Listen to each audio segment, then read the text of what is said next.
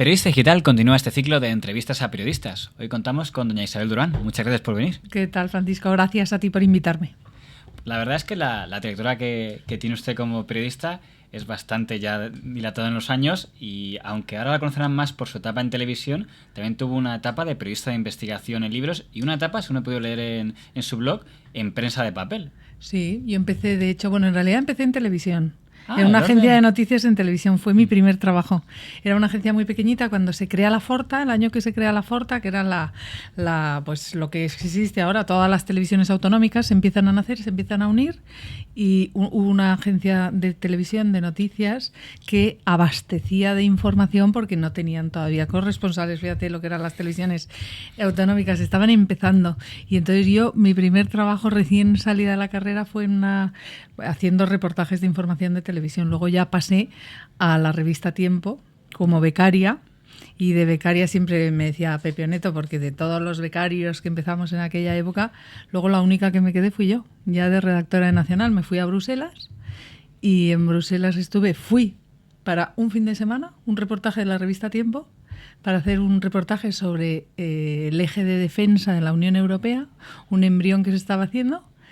Y me quedé 2 años. No la dejaron escapar. Fin de semana y ya dije, aquí me quedo yo. Y me quedé porque me encontré con un político español. Me dijo, ¿por qué no te especializas un poco en la Unión Europea? Que la gente no sabe nada.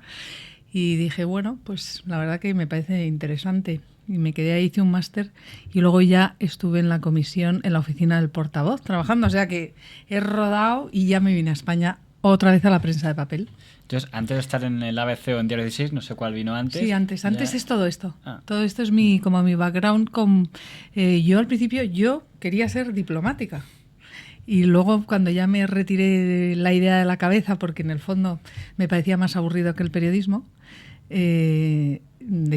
yo seguía encaminada a todo lo internacional, hablaba idiomas, inglés, francés. Y lo de Bruselas me divertía mucho. Lo que pasa que en aquella época, justo Telemadrid necesitaba un corresponsal para quedarse en Bruselas y yo estaba ahí en la oficina del portavoz. Me vine a España, alguna vez se lo he dicho y yo creo que ni se acordaba. Me vine a España, me entrevistó Fermín Bocos, que era director de informativos, me cogió para corresponsal, me dijo, me interesa un montón. Y lo cesaron al día siguiente, es lo que es esta profesión. Y entonces, cenando en Madrid, me encontré con Pepe Oneto, que había sido mi jefe, yo como becaria. Hombre, Durán, ¿pero tú dónde estás, Durán? Le digo, yo en Bruselas, pero no has vuelto. Digo, pues creo que voy a volver porque no me voy a quedar ahí. Me dice, mañana empiezas en Tiempo. Y ya empecé otra vez en la prensa escrita, en la revista Tiempo, y de ahí pasé a Diario 16 y luego a ABC.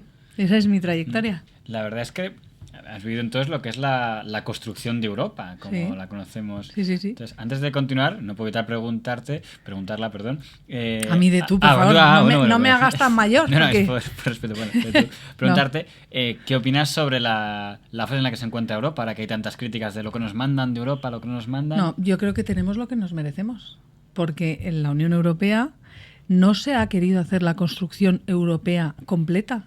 Se han estado poniendo todos los fiscales a la unión fiscal, todos los estados a la unión fiscal. Solamente se ha hablado de una unión política muy tenue, porque el Parlamento Europeo, veamos lo que manda, las instituciones europeas no son democráticas plenas y no se ha querido avanzar. Y los países no han querido ceder soberanía. Y entonces se han negado y se han opuesto como gatos panza arriba durante toda la construcción europea, durante todos estos años, a avanzar en la unión fiscal. Se avanzó en la unión monetaria, pero de repente se han encontrado con un problemón. Oiga, tenemos todos el mismo instrumento de pago, pero somos distintos y hay unos desequilibrios de unos países a otros y ha llegado el momento de la verdad donde se puede romper esto. ¿Por qué? Porque los países que van bien y que hacen los deberes están diciendo, véase, los países del norte, Holanda, Finlandia, lo que están diciendo, Alemania, no quieren que de su dinero se pague la juerga de los países, los llamados PIGS, que son los países del sur, son Portugal, Italia, Grecia y España, son las siglas de los PIGS. Y todo esto que estamos viendo es consecuencia de todos esos desequilibrios de distinta forma de avanzar en Europa, en las cuentas de los países, en la exigencia de austeridad, en el hacer los deberes Y hay que decir que los primeros que se saltaron las reglas fueron Alemania y Francia. Cuando ellos se saltaron el déficit, no pasó nada. Se les permitió, porque hay unas reglas en Europa que decían nadie se puede pasar del 3% del déficit. Y eso se lo recordaba el otro día Mario Monti a la señora Merkel, que no le hizo ninguna gracia.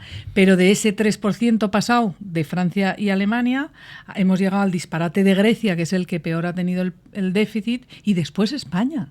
España se ha convertido en un país que ha llegado a tener el 11,7, si no recuerdo mal, de déficit. Grecia tenía el 12 y pico. Es un disparate. Y eso hace que nos hayamos venido abajo nosotros, pero que el euro también esté en peligro. Y ahora o se va a más y todos tenemos la misma fiscalidad, la misma edad de jubilación, se cede soberanía. Y aquí nadie puede hacer uso de la ideología para gastar, gastar, gastar y gastar. Aquí hay que hacer los deberes y tener todos la misma moneda, y si no, se rompe.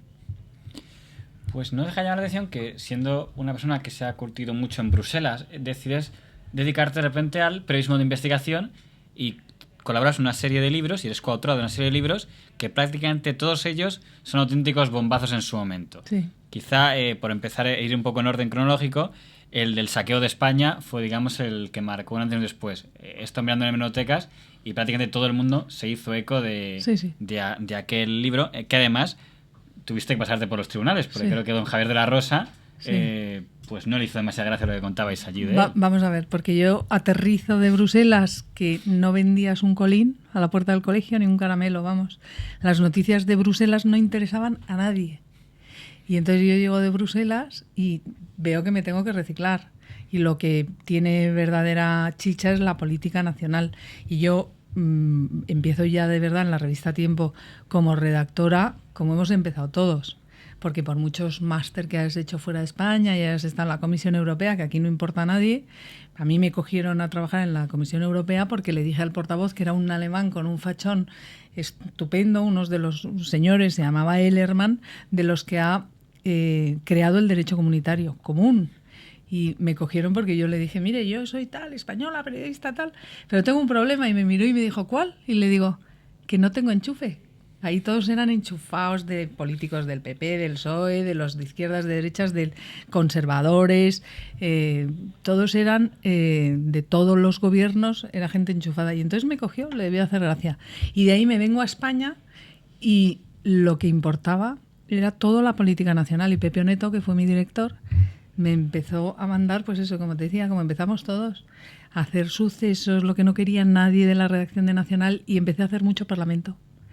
Y entonces, eso sí, para un semanario, y se hace de una forma mucho más tranquila, no es el periodismo del día a día del periódico, y me empiezo a interesar mucho por la política nacional y empecé a hacer reportajes y portadas de Tiempo que eran muy entretenidas de lo que es la política nacional, y ya te pica el remusguillo del periodismo y no he parado hasta hoy. Y empezamos a hacer, yo de coautora, como bien dices, libros de política nacional que, como decía yo desde siempre, pues mi jefe es el mercado, porque aquí haces un libro y si no lo vendes, no te contratan otro.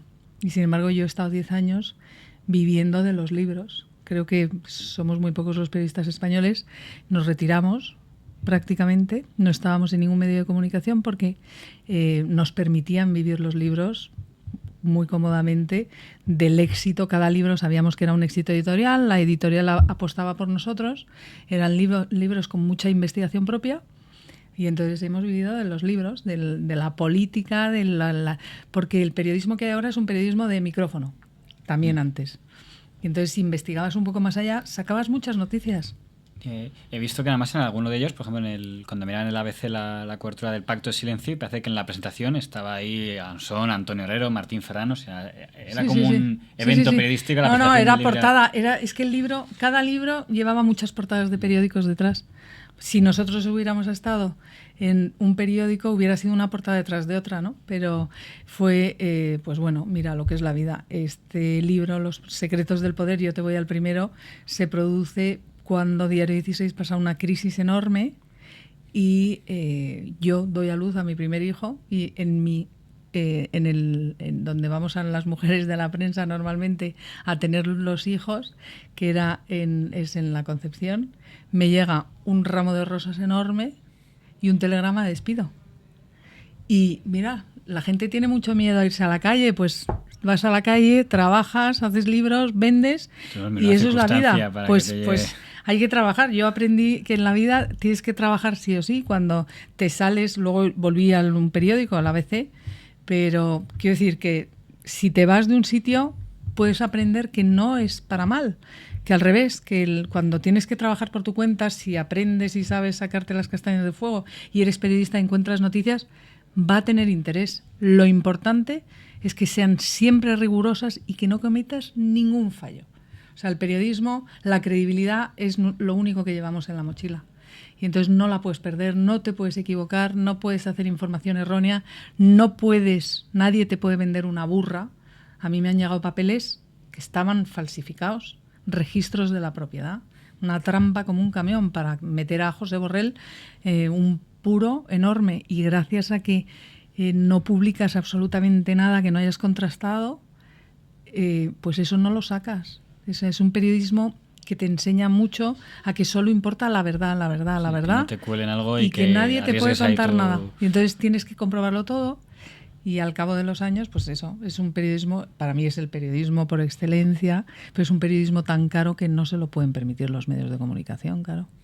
Me llama la atención que al leer el listado de libros he visto uno de ellos que era El secuestro de la justicia. Sí. Ahora que se habla tanto de si la justicia está politizada, hace 10 años ya tratasteis ese tema de... Sí, ese tema es que es la realidad. Ese tema venía porque había muchos casos de corrupción política, muchos. España ha vivido una etapa del felipismo. Ha vivido una etapa cruel, porque la gente no es consciente de que la corrupción lo que hace es que la pagamos todos. La corrupción es dinero de hospitales, de carreteras, de urbanizaciones que tienen que dar prestaciones sociales y que se le va quedando en el camino y no llega a la gente. Y hemos vivido etapas durísimas. Y entonces, en una de esas etapas duras del felipismo, donde había un escándalo solapaba al anterior y la gente se olvidaba y resulta que ibas viendo y esos escándalos abrían puertas a escándalos nuevos y a personajes de la política también metidos en todos los niveles, una cosa terrorífica. Entonces decidimos ver qué pasa cuando esos casos llegan a los tribunales de justicia. Yo siempre digo que ese libro que salimos, viajamos a Francia, a Suiza, estuvimos hablando con jueces en Suiza, en Italia.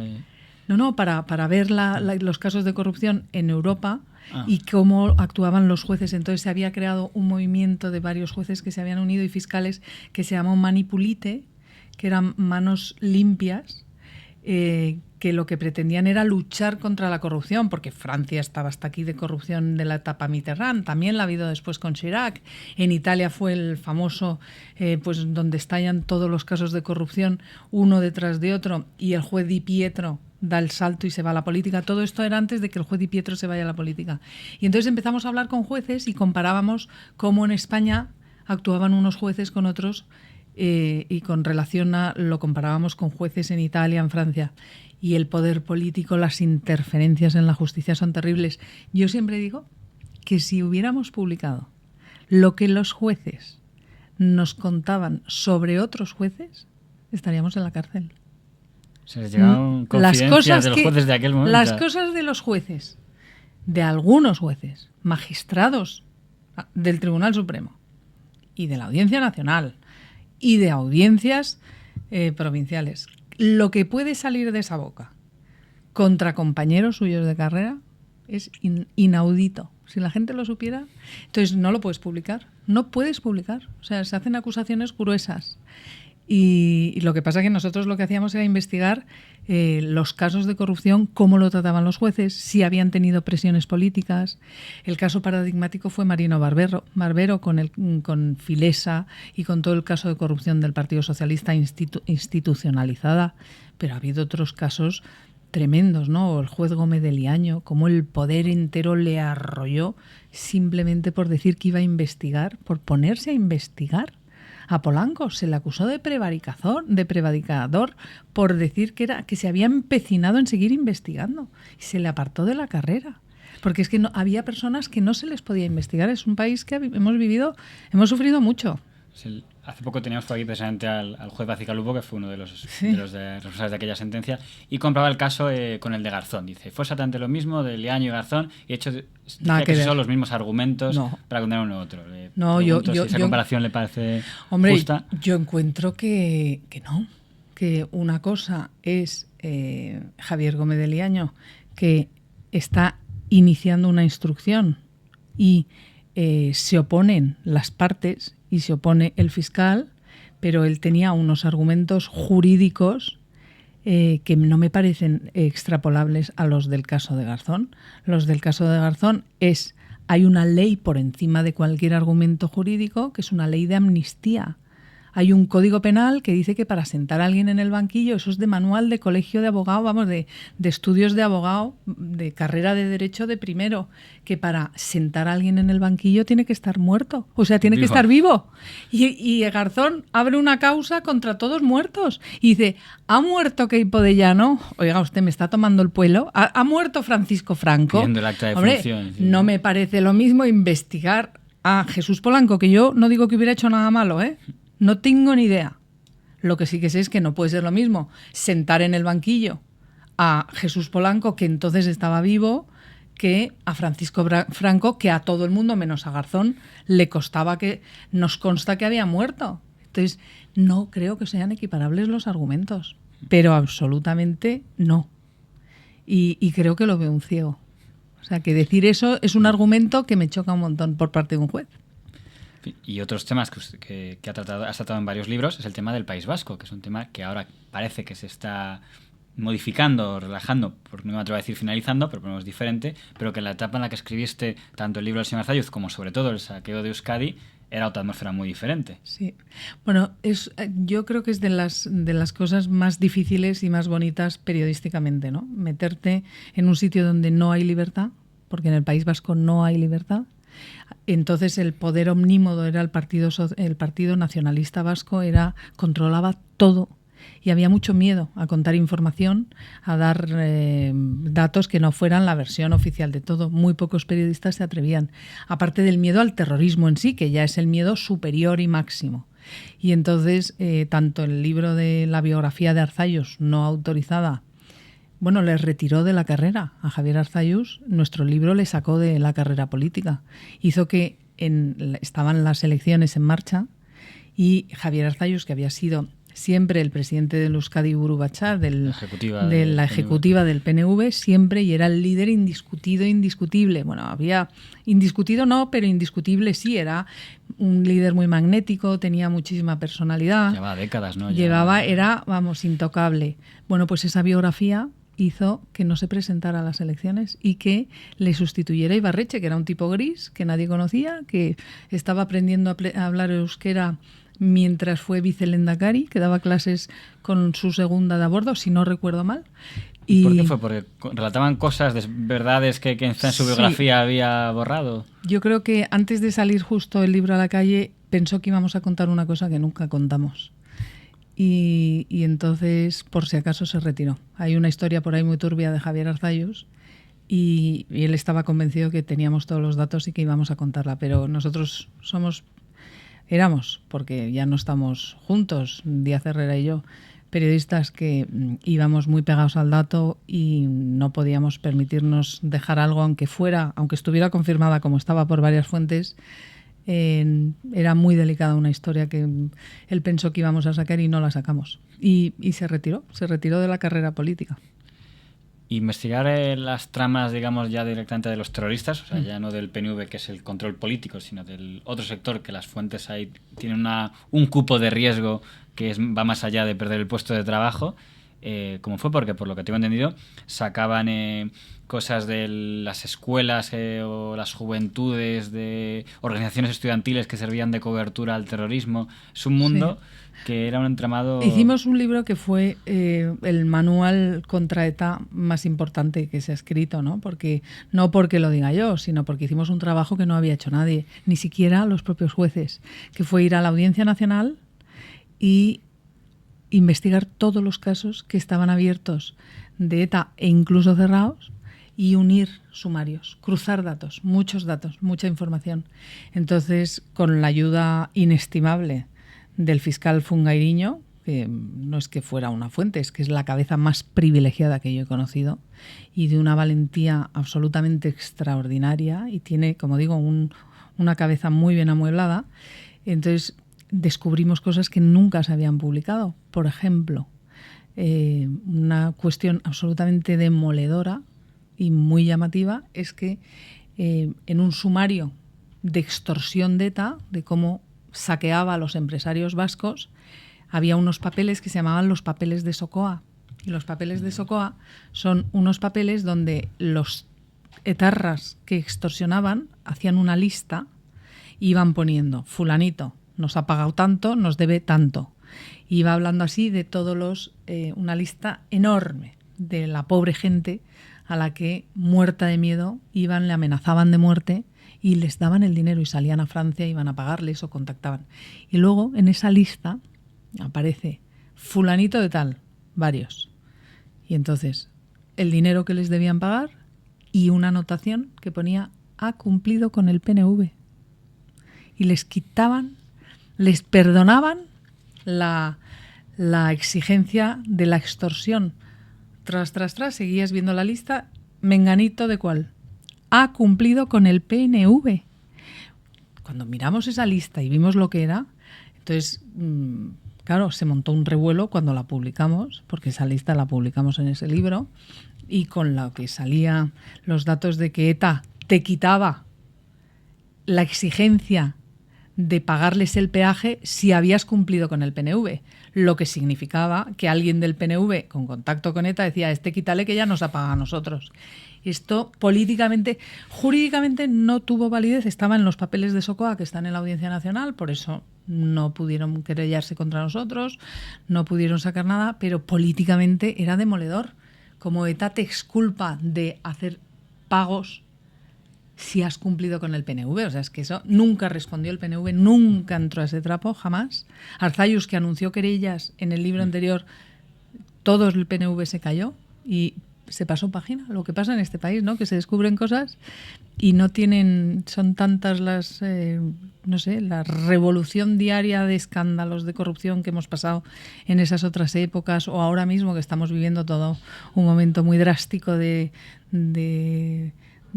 situación crítica económica, pues se pasa página y una página pasa a la otra y otra a la otra y aquí pasan cosas y parece que no pasa nada, ¿no?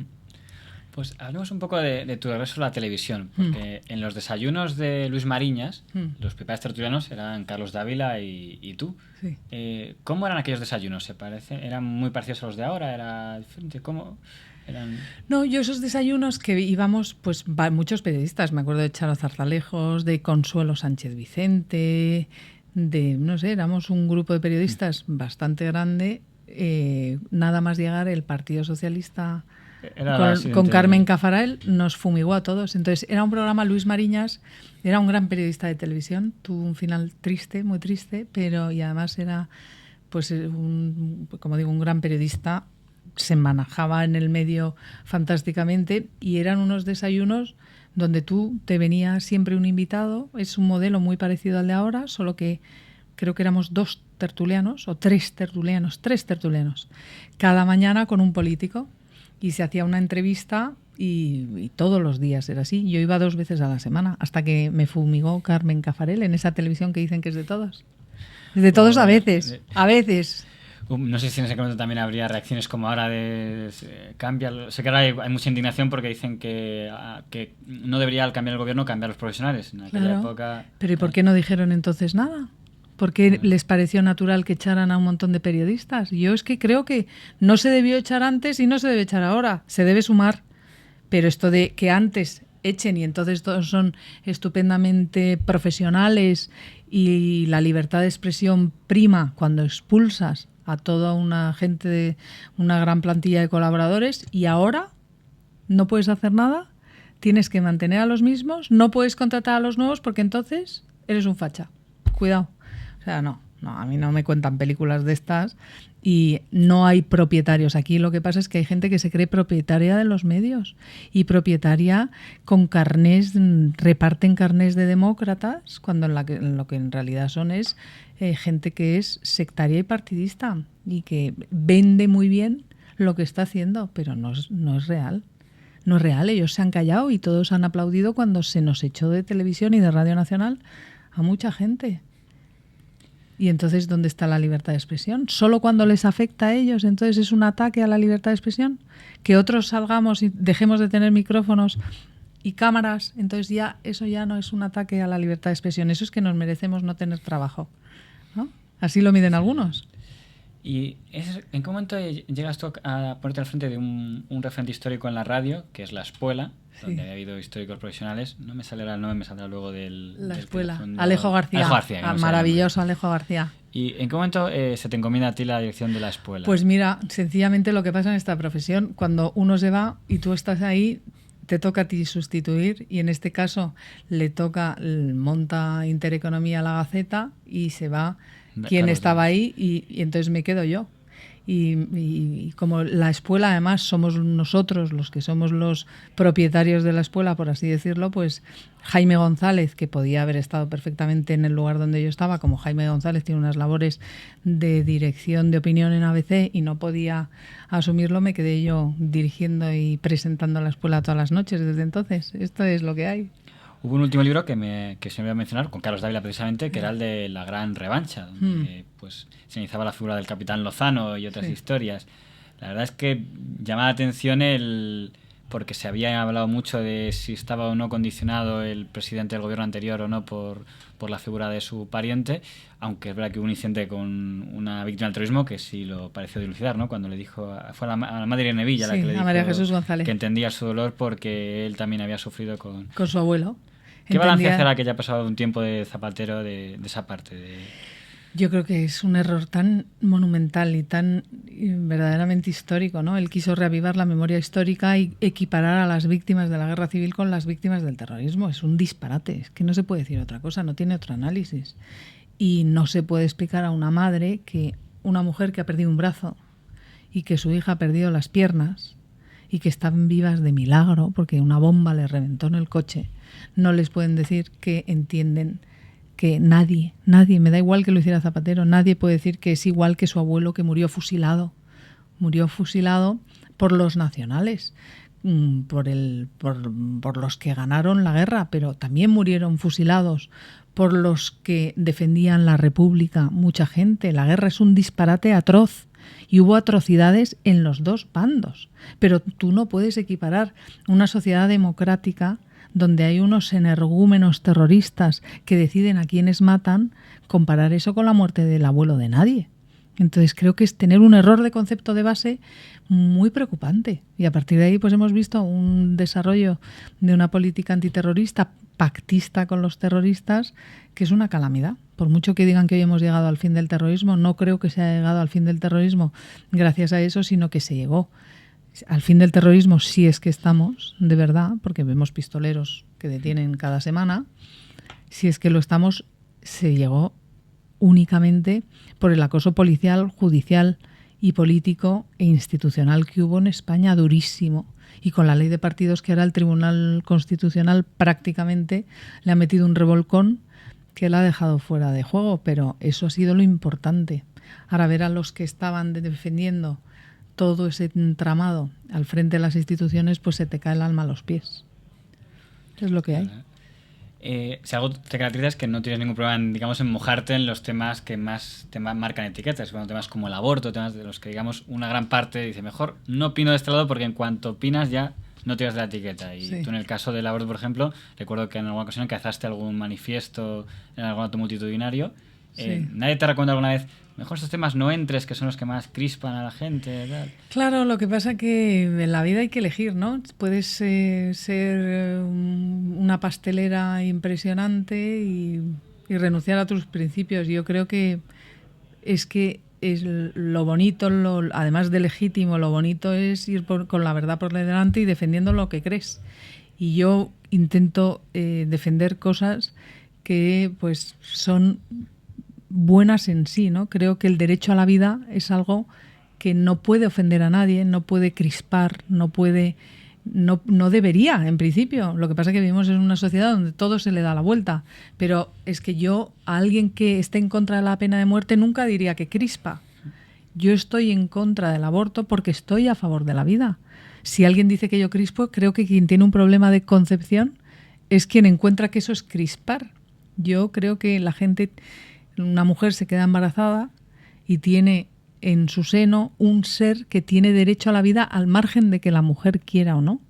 Y entonces lo que defiendo es que a esa mujer hay que ayudarla a que salga adelante. No hay que ayudarla a que mire a otro lado y aborte y le genere un trauma, porque hasta los más o las más acérrimas defensoras del aborto están de acuerdo en que es un mal para la mujer y un mal para la vida que no consideran de un ser humano, ¿no? Entonces creo que ayudar a la gente a que tenga vida no puede crispar a nadie. Yo intento no crispar, vamos. Es un argumento muy sencillo.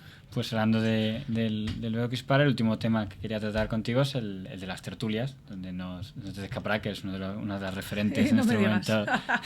Pero esto no es crispante, es que es espectáculo. Se hace espectáculo de la información. Lo menos relevante es la información y lo que importa es espectáculo. Quizá ha servido a lo mejor para acercar a un grupo de gente que si no seguiría la política. Sí. Yo, la primera vez que me llamaron de la Noria, tuve dudas si ir.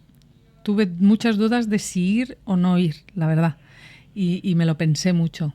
Y me acuerdo que le pregunté a Miguel Ángel Rodríguez, pues no sé, ya estaba yo ahí, y hay una sala donde estamos nosotros, y le dije, Miguel Ángel, no sé si he hecho bien, la verdad, porque este tipo de debates no estoy acostumbrada, no va conmigo. Y me dijo, Isabel, 4 millones de telespectadores. ¿Tú verás? Y 4 millones de telespectadores, que es lo que tenía aquel programa, pues era decir, doy la cara donde te ve mucha gente o no la doy simplemente porque el modelo de debate es muy agresivo. Yo me acuerdo de una ocasión, creo que fue Don Eric Pena, que dijo que eras uno de los referentes de la extrema derecha y te fuiste del plató. Sí. Sí, fue él y junto con María Antonia. Y entonces es curioso porque me ha pasado luego en un programa de televisión con Ferran Monegal, que me sacaba un trocito de cuando me fui del plató, pero solo salía que María Antonia me llamaba fascista o falangista o no sé, o facha, fascista, y yo le decía, eso será tu madre. Ya cuando yo ya estaba desesperada, pues les había dicho 20 veces, no te consiento que me llames eso, no te lo consiento. Que yo iba al colegio cuando murió Franco, que no me lo vas a contar a mí. O sea, que no, que tus taras serán las que sean, porque a lo mejor pues tenía problemas cuando murió Franco, o antes de morir Franco, no era todo lo de izquierdas que luego se ha sido, algunos, pero yo no. Yo es que iba al colegio, o sea, yo no me enteré más que volví del colegio y oí gritar a mi madre, que tenía la radio puesta, ¡ay, un golpe de Estado, qué horror, un golpe de Estado! Y yo decía, ¿y esto qué es? Bueno, pues no, yo he nacido en democracia prácticamente, no nací en democracia, por el año 65 no, pero sí intelectualmente. Cuando ya empecé a darme cuenta de lo que son las cosas, he vivido en democracia y considero que es absolutamente sagrada, con lo cual que te insulten, que te descalifiquen y sobre todo que no... eso ocurre cuando no se tienen argumentos. Yo siempre he dicho, a mí sácame cuando he insultado yo. No, yo procuro, a lo mejor diré, oye, eres un energúmeno porque no me estás dejando hablar o lo que sea, pero es que donde hay argumentos no tiene que haber insultos. Y la gente que insulta es porque no tiene argumentos. Y es un desastre. Lo que pasa que hay programas espectáculo donde ha primado eso y como tú dices, a lo mejor se ha conseguido que haya gente que se interese, bienvenido sea, ¿eh? Pero yo creo que eso no debería ser así. Yo por lo menos intento evitarlo. Y la forma de hacerlo es no entrando en su juego. Llegó a haber un momento que era original a los que veíamos a veces la Noria y a veces el Gatalagua, porque llegó a haber algún programa de la Noria de un sábado en el que se metían contigo por ir a Intereconomía diciendo ¿cómo vas a Intereconomía? Luego llegaba el lunes y salían otros diciendo ¿cómo vas a...? Y acababa al frente de los dos recibiendo palos de las dos partes. No, eso ha sido así. Como de las dos partes, y en la Gaceta me ponían a escurrir por ir ahí, o sea que una cosa muy surrealista. Pero bueno, yo soy una persona que defiendo lo mismo en Intereconomía que en la Noria, o que en el Gran Debate, o que en los programas a donde voy. Entonces no voy de camuflaje, y yo defiendo la libertad de expresión, y creo que tienes que ir ahí donde te den un micrófono y igualdad de condiciones. A mí hay cosas que a veces no me han gustado, que es cuando no te dan esa igualdad. Creo que en los programas debes dar a una persona que piensa de un lado, otra persona que piensa de otro, otra de otro, pero lo que no puedes es desmerecer uno de los lados, ¿no? Y no siempre pasa. A mí no me gusta. A mí me gusta que se reparta la discrepancia con justicia y no que siempre esté de un lado escorado o siempre esté del otro lado escorado. Pero yo siempre iré a todos los programas donde se mantenga el respeto. Y creo que, por ejemplo, en las etapas de la Noria, a mí cuando ya se considere que habían pasado ese listón de falta de respeto, cogí y me fui. Y estuve un tiempo sin volver y luego ya volví.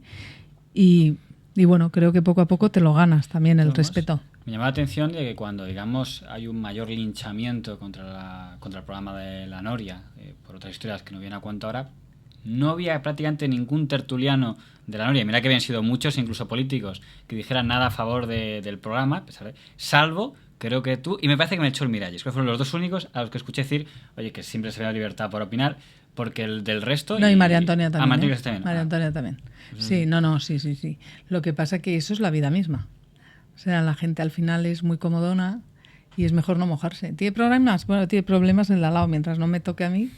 Y eso es la vida misma. La verdad es que, no sé, yo será que me he metido en charcos, pero siempre lo he hecho porque creo que hay que defenderlos. Yo la Noria la defendí porque he vivido una etapa de libertad de expresión fantástica. Creo que Telecinco ha hecho cosas tremendas y ha hecho cosas muy buenas también. Y el acercar el debate, aunque es verdad que yo siempre se lo he dicho a ellos, me parece que siempre estaba descompensado, ¿no? Yo les decía, ¿por qué no hablamos del Faisán? ¿Por qué no hablamos de, no sé, es que hay tantos asuntos, no, Camps, el otro, ¿no? Siempre era lo mismo, ¿no? Bueno, cada uno es responsable, yo llego hasta donde llego, pero me parece que un poquito más de, no sé, de ecuanimidad no viene mal, ¿no? Ya que hablas del caso de Camps, no sé si leíste un artículo en el diario Levante cuando a ti te ofrecen la dirección de la tertulia DBT, sí, que dicen, esto ha sido porque como defendía a Camps en La Noria, ha llamado a Facebook Camps y ha dicho que le den un programa en Canal Nou. Seguramente, es que están muy bien informados. Eso fue tan sencillo como que el presentador que había antes que yo, que no dirigía el programa, si no recuerdo mal, era un presentador que era el director de Radio Nou, y le ofrecieron, él iba a presentar el programa como siempre, y por una discrepancia con la casa, cuando el programa de Hoy para Mañana estaba hecho, este hombre dijo que él no quería hacerlo y se quedaron colgados. Y en ese momento pasaba yo por ahí, lo que pasa en la vida muchas veces. Oye, nos hemos quedado, estaba el plató hecho, todo convocado, los medios convocados, los tertulianos preparados y se quedaron sin nadie. Y en ese momento estaba yo, que pasé por ahí, oye, ¿tú te interesaría, Isabel? Y dije, dime dónde firmo. Ese mismo día. Dime dónde firmo. Me cogí un avión y ahí estaba yo firmando, pues claro que sí. Y lo hubiera hecho yo y hasta el apuntador. Y además, como lo saben que fue así, pues no pueden, a lo mejor lo habrán escrito un día. Y yo porque no soy tal, pero vamos, es que yo les llevo a los tribunales porque yo soy una periodista seria y nunca publico tonterías. Y eso son tonterías. Y la realidad es que eso no solo no era así, sino que es que estaba convocado los medios con el mismo presentador de la temporada anterior y él sabrá por qué se fue. Yo no soy quien para meterme, pero sí que sé que se quedaron sin programa y me lo ofrecieron a mí por la casualidad. Ese día estabas ahí llamando, preguntando una serie de cosas. Bueno, pues ahora tenemos una urgencia que nos ha pasado esto, ¿te interesaría? Vamos, me lo repites, dime dónde firmo, claro, y ya está. Fíjate qué complicado. Lo único que parece que en este país siempre trabaja una televisión pública es ser más diana todavía, porque sí. Recuerdo que hasta un diputado, creo que era de Compromís, que dijo de cómo se permitía a los falangistas, Isabel Durán y Alfonso Rojo, intervenir en Canal Nou. Constantemente, además, en el Parlamento. Yo lo encuentro, aparte de una falta de respeto absoluta.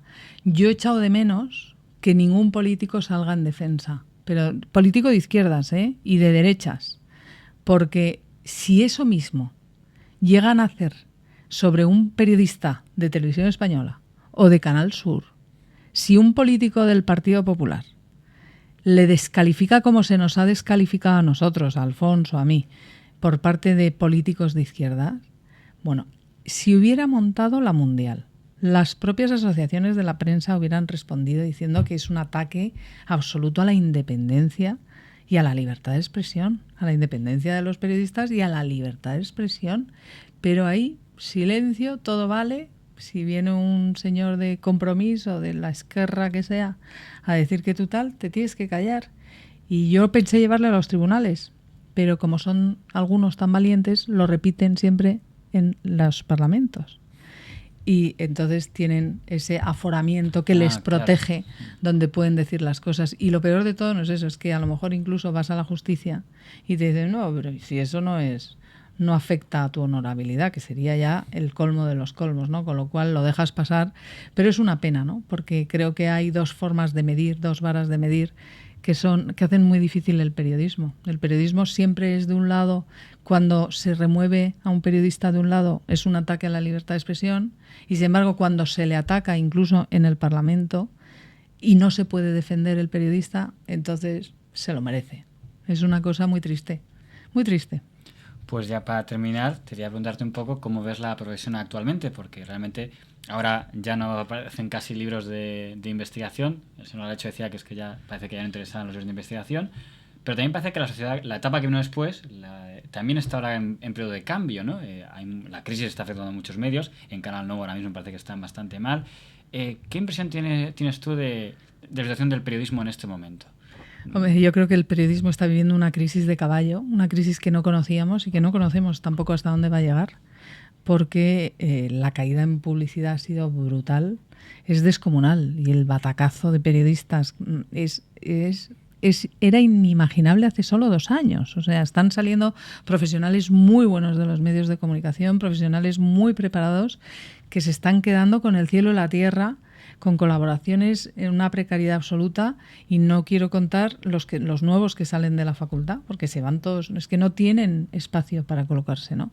Entonces, la precariedad del periodismo es descomunal, y entonces eso afecta a la calidad de la información, vaya que se afecta. Lo único que no estoy de acuerdo, Francisco, es que digas que los libros de investigación no interesan. A mí no me interesa hacerlos, porque yo acabé muy harta de contar las cosas de verdad que muchos no quieren contar o que no quieren dar la cara, y que luego lleguen los editores y pasteleen con tus libros. No corten. A lo mejor los retiren del mercado porque estás tocando a gente muy importante. Me hablabas antes de Javier de la Rosa, aquel libro de los secretos, los secretos es que lo estaba viendo aquí, el del saqueo de España. Ese libro fue un bombazo periodístico impresionante. Se nos abrió primero 2 querellas criminales, una de Mario Conde y Javier de la Rosa, y luego en la Fiscalía General del Estado se investigó el asunto principal, que había movido portadas y portadas de periódicos y abría los informativos, que era un capítulo, el primer capítulo del libro se llamaba Jaque al Rey, y entonces la Fiscalía General del Estado abrió un procedimiento contra nosotros 2, los periodistas. No contra el señor que acusan de chantaje, sino contra ustedes. No, y entonces pudimos demostrar que todo lo que decíamos era verdad. Es más, la Casa del Rey, en un acto sin precedentes, envió una carta a la Fiscalía General del Estado y dijo que todo lo que habíamos dicho era verdad. Y entonces, en el momento que la Casa del Rey mandó una carta diciendo que lo que estábamos diciendo en ese libro iba de la A a la Z, era verdad, se archivó la causa contra nosotros, pero en principio contra quien se abrió la causa contra nosotros. Y luego tanto a Mario Conde como a Javier de la Rosa les ganamos sendas querellas criminales. En aquel momento, fíjate que éramos 2 periodistas fuera totalmente de los medios de comunicación, que normalmente si tú estás en cualquier periódico o en cualquier grupo y recibes una querella por tu trabajo, te defienden los abogados de los medios, ¿no? Nosotros nos enfrentábamos contra 2 hombres poderosísimos, que tenían mucho dinero con en los medios de muchos comunicación. muchos equipos de abogados, y me acuerdo que había gente que decía, ay, os voy a ayudar con abogado. No, nos fuimos con nuestro abogado, vamos, no fuimos de oficio porque no teníamos, pero íbamos con la verdad por delante. Y entonces, con la verdad y unas cintas magnetofónicas, que todo hay que decirlo, cuando Javier de la Rosa llamaba a casa y decía, ¿y habéis contado no sé qué, que le di y tal, unas películas y tal? Y llamaba a Javier de la Rosa, entonces había un aparatito de esos no sé ni lo que conoceréis porque sois muy jóvenes, un contestador que se llamaba, un contestador que tenía una cinta de teléfono donde tú dejabas, este es el número tal, no podemos atenderle. Y entonces eso es una cinta de grabación donde salía el contestador automático y te dejaban el mensaje. Entonces llamaba Javier de la Rosa y ¡pum! Ponías una cinta. Entonces a mí me gustaba Julio Iglesias o quien me gustara, me daba igual, pillaba la cinta que fuera y metía y grababa. Gracias a eso pudimos demostrar que lo que decíamos era verdad. Que Javier de la Rosa decía una serie de cosas y tal y cual, y Mario Conde, pues algo parecido, ¿no? Él dijo que jamás le habíamos llamado, que no habíamos contrastado la noticia, que es la primera regla de un periodista. A mí no me pillan en esa, te quiero decir, habíamos rellamado y requete llamado. Y como entonces había unas facturas de teléfono, de Telefónica, donde venían todas las llamadas, pudimos demostrar todo. Entonces te quiero decir que con la verdad por delante y con profesionalidad y con mucho cuidado, y luego ese respaldo que tuvimos de esa carta del entonces jefe de la Casa del Rey, donde decía que todo lo que decíamos era verdad, pues ganamos en la Fiscalía General del Estado primero, y luego las querellas criminales, que se dice pronto, soporta, de personajes tan poderosos, pero que al final es lo que importa, ¿no? Yo estoy orgullosísima de haber escrito de cosas complicadísimas y delicadísimas. No tengo ganas de hacerlo más, porque he salido muy escaldada, pero le recomiendo a los jóvenes que es la profesión más bonita del mundo. Que el periodismo de investigación en libros no ha muerto todavía. No, y creo que tendrá que haber, y hay muy buenos periodistas.